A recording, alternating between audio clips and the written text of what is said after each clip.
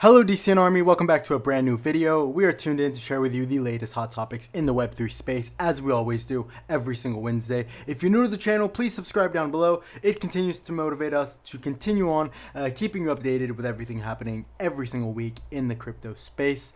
We share with you the latest hot topics in our Telegram as well. You can find that all within the description down below. So with that being said, we've selected 4 articles to go through in today's video, and we will go ahead and begin with Credit Agricole, which is one of the biggest banks in France. Casillas right here will basically secure cryptocurrency under custodial services. The registration has been applied in France. The registration was granted by France's Financial Markets Authority on June 20th, 2023.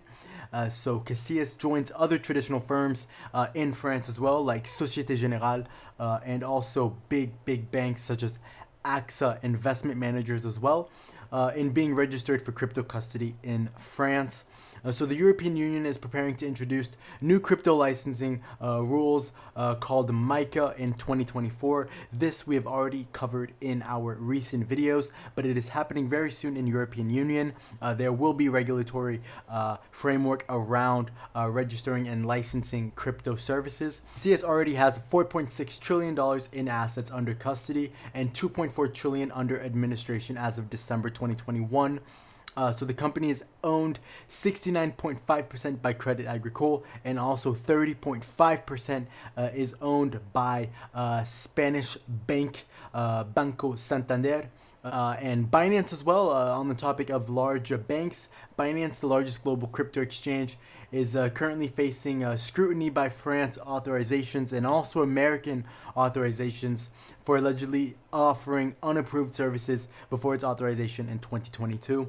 So as far as those alleged allegations, we will continue to keep you updated as far as what's happening there in that space. Let's move on to the second article of today's video. That takes us to none other than Crypto.com, as well has now received the VASP registration in Spain. Clap it up for Bitcoin and clap it up for the crypto industry. Crypto.com, which is a centralized exchange, has obtained the virtual asset service provider registration from the Bank of Spain, allowing it to operate in the country. So the registration enables Crypto.com to now offer its products and services to users around Spain, and expanding, of course, its market opportunities, looking to gather and gain market share, obviously. So Spain has shown potential as a crypto market, as demonstrated by Santander Bank's initiative to educate clients about digital assets. The CEO of Crypto.com as well has actually informed us. His name is Chris Marzalik. He's expressed his excitement about launching their services in Spain and providing a comprehensive and secure crypto experience.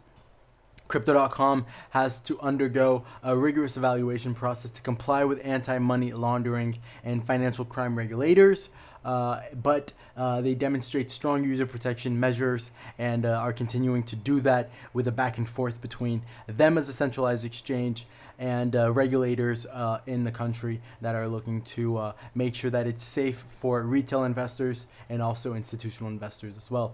The demand continues to increase, so Crypto.com is looking to continue on providing their services around the world. This is another W for the crypto space, so round of applause in the comments down below. Some weeks are slower than others, but every single week there's adoption and high levels of consumption and demand around the world. Let's move on to the third article of today's video, taking us to Japan, where the tax agency, the National Tax Agency, is going to adopt a more lenient approach taxing crypto assets for corporations involved in the crypto industry. So unrealized gains from cryptocurrencies issued by companies will no longer be subject to taxation, which is another W for crypto, and also a really compelling and appealing approach coming from Japan.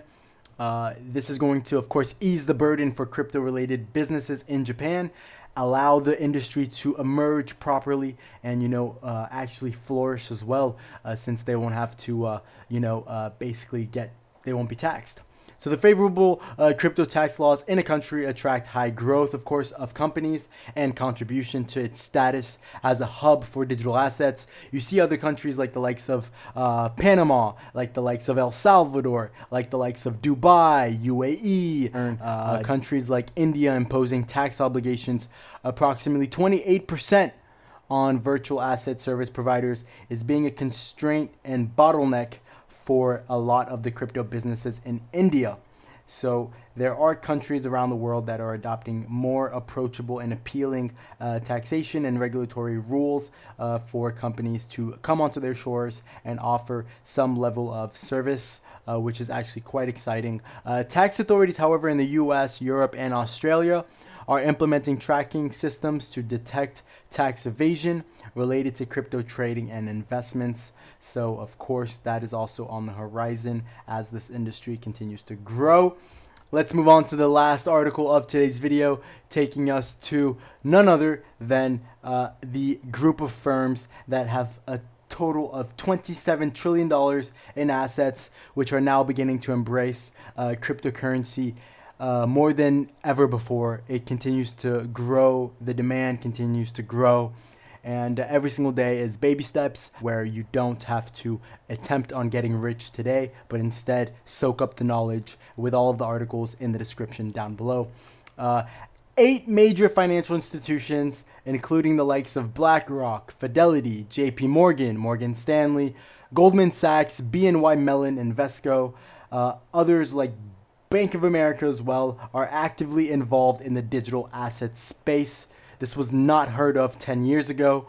Now it is the case. BlackRock has also indicated that and actually applied already for a spot Bitcoin exchange traded fund. And also Fidelity's crypto wealth management solutions are among the recent developments as well when it comes to embracing cryptocurrencies. The wave of filings for Bitcoin exchange traded funds continues to grow and indicates more and more institutional interest in cryptocurrencies. You have tuned into the DCN show, and we thank you so much again for staying tuned. We'll see you next week for a brand new episode. Ciao, ciao!